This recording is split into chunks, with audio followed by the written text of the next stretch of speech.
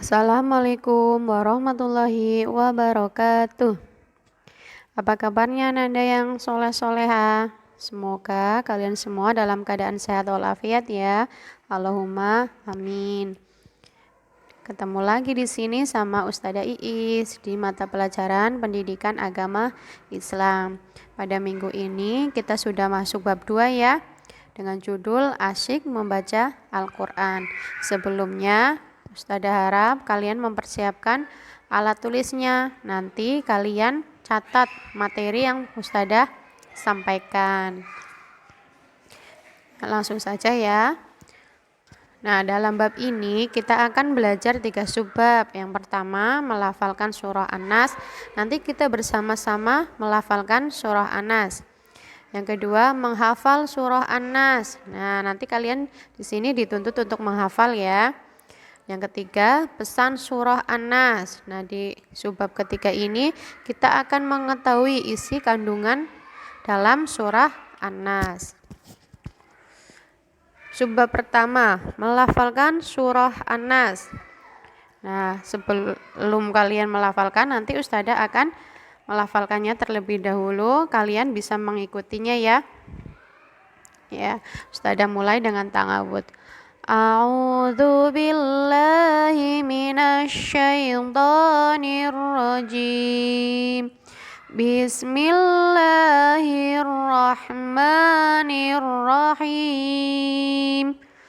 Qul a'udzu birabbin nas, malikin nas, ilahin nas, min syarril waswasil khannas, alladzi yuwaswisu fi syudurin nas, minal jinnati wan nas.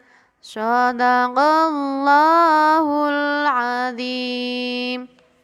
Nah, itu lafal dari surah An-Nas.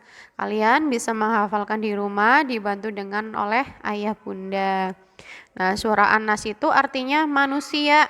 Lafal An-Nas sendiri itu terdapat dalam surah An-Nas yang diucapkan berulang-ulang. Surah An-Nas ini termasuk tergolong surat Makkiyah atau surat yang diturunkan di kota Mekah. Surat An-Nas ini diturunkan sesudah surah Al-Falaq.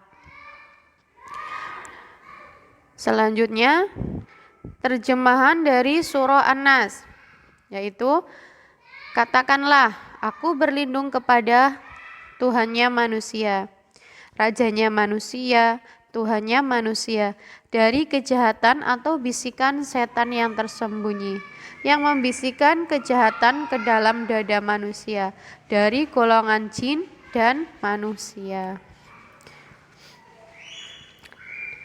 Selanjutnya, pesan surah An-Nas.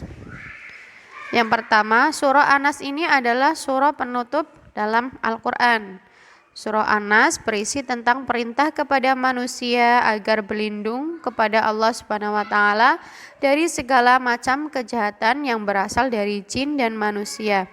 Jadi, kita semua manusia itu wajib meminta pertolongan atau berlindung hanya kepada Allah, tidak kepada makhluk. Jin yang bisa membahayakan manusia, misalnya mengajak, membisiki manusia untuk berbuat jahat, meninggalkan sholat, dan mengajak melakukan maksiat.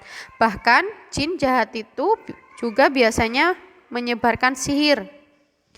Sesama manusia bisa saling membahayakan dengan banyak cara. Untuk itu kita harus pandai-pandai memilih teman, memilih orang yang dekat dengan kita agar kita terhindar dari kejahatan.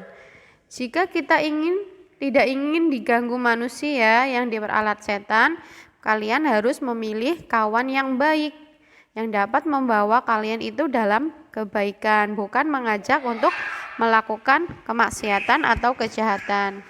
Nah, seperti kalian memilih teman itu yang rajin sholat, rajin mengaji, niscaya kalian juga akan ikut rajin sholat, juga rajin mengaji. Tetapi sebaliknya, jika kalian itu sering berteman dengan teman yang sering berbuat maksiat, tidak pernah sholat, tidak mau mengaji, nah kalian pasti akan ikut malas untuk sholat, malas untuk mengaji.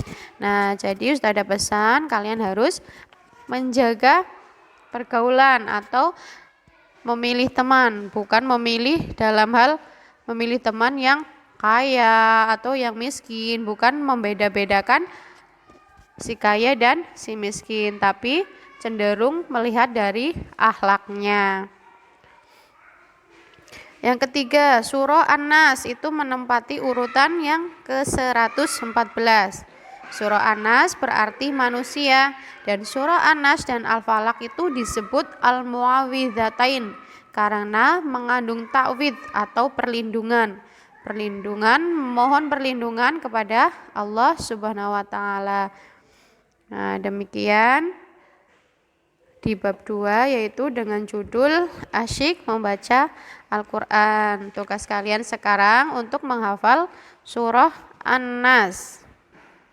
Ya, bisa dengan dibantu oleh ayah dan bunda. Demikian pembelajaran kali ini Ustazah akhiri. Wabillahi taufiq wal hidayah. Wassalamualaikum warahmatullahi wabarakatuh.